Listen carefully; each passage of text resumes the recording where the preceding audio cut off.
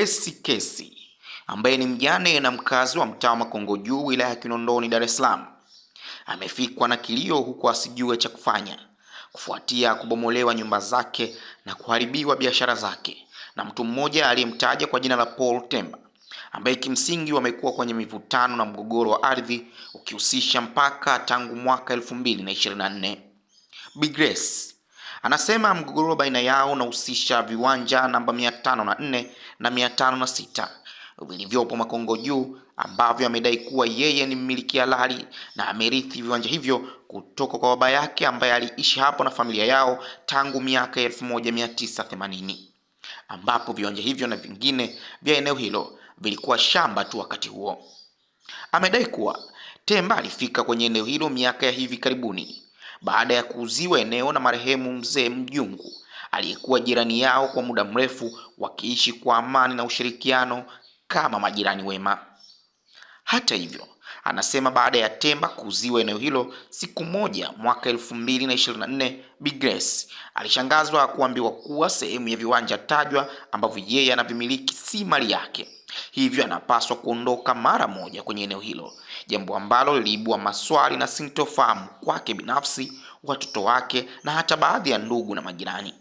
Na kuanzia hapo mgogoro baina yao ukaanza kumea hadi alipovamiwa usiku wa kuamkia Aprili 30 mwaka huu na kubomolewa nyumba na kuharibiwa biashara zake. Cha kushangaza ni kwamba mgogoro huo haujawahi kufika kwenye viunga vya mahakama yoyote hapa nchini. Naitwa Grace Kesi, ni mkazi wa Makongo Juu, ni mmiliki wa hii baa ya Summit. Kama mnavyoona, nimevunjiwa na jirani yangu ambaye anaitwa Temba. Tulikuwa tuna mgogoro naye tangu mwaka 2024, lakini mpaka sasa hatuna kesi yote mahakama yoyote ambayo tumeshtakiana, zaidi ya kwamba yeye anakuja na watu wa manispaa walikuja wakanichorea nibomoe, nikaenda kwa mkuu wa wilaya akanisaidia, kamati yake ya migogoro ya ardhi walikuja wakaangalia eneo wakajiridhisha. Kwa hiyo tangu mwaka 2024 tuna migogoro, lakini nikaona hapo katikati miaka miwili imepita, sikupata tena usumbufu wote, nikajua jambo hili limeisha, na ploti mbili ya kule nyumbani namba 506 na hii hapa 504, hii hapa 506. 504 nilifanikiwa nikapata hati mwaka jana, lakini hii hapa juu ndio palipokuwa zaidi pana huo mgogoro, wakidai kwamba kuna eneo lake liko kwangu na sivyo, si ukweli, kwa sababu sisi tumekaa hapa tunamiliki eneo hili tangu mzee baba yangu ndo amenigaia eneo hili tangu miaka 1980, na mimi nilikaa 1986 hapa nikimlea mtoto wa dada yangu. Nikashangaa wanakuja kufua mipaka, wanadai kwamba huku kwangu kuna eneo lao. Dakika za mwisho tumekuja Januari mwaka huu, walikuja afisa mipango miji wa manispaa akatuelezea jinsi scenario ilivyokuwa, na akasema swala lenu kwa ngazi ya manispaa wao wameishia hapo, wakatushauri tukubaliane kama majirani au tukafungua kesi mahakamani.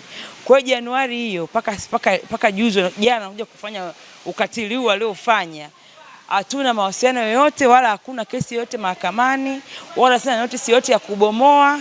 Nimeitwa tu na mwenyekiti wa serikali ya mtaa, ananiambia kuna barua kutoka kwa bwana Temba. Nafika hata barua sijaweza kuiangalia na kuisoma, naona gari limekuja nimebeba skaveta tayari liko eneo langu, tayari anakuja kwa ajili ya ubomoaji. Huyu bwana mimi nilichokiona yeye nana yuko juu sana ya sheria.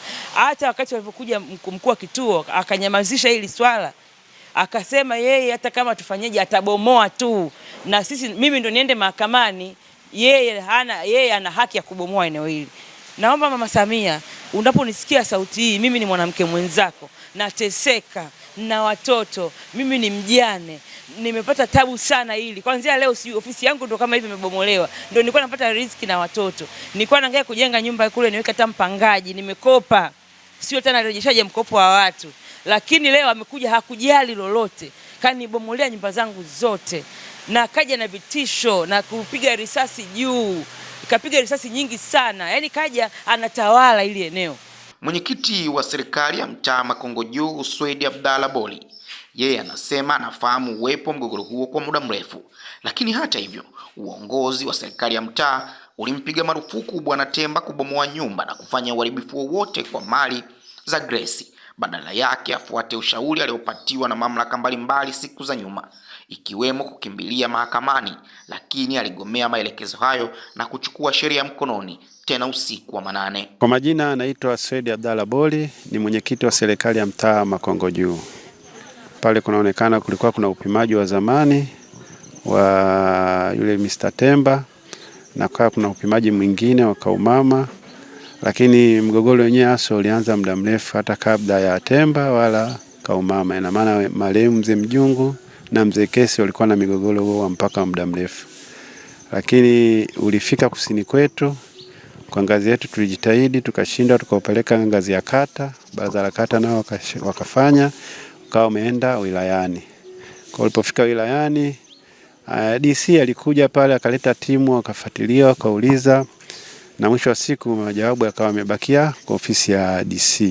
Mimi kama mwenyekiti nilizuia na nilimwambia Temba kwamba hawezi kufanya ubomoaji katika mazingira hayo, kwa sababu hakuna polisi, hakuna yoyote anaonyesha.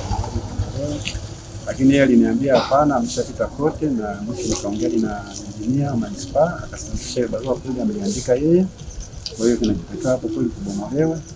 Nikaambia pamoja naye, lakini kuna changamoto ya usalama hapa, ndio maana tulikuwa tunahitaji vyombo vya usalama vilikuwepo ndio ili zoezi liendelee.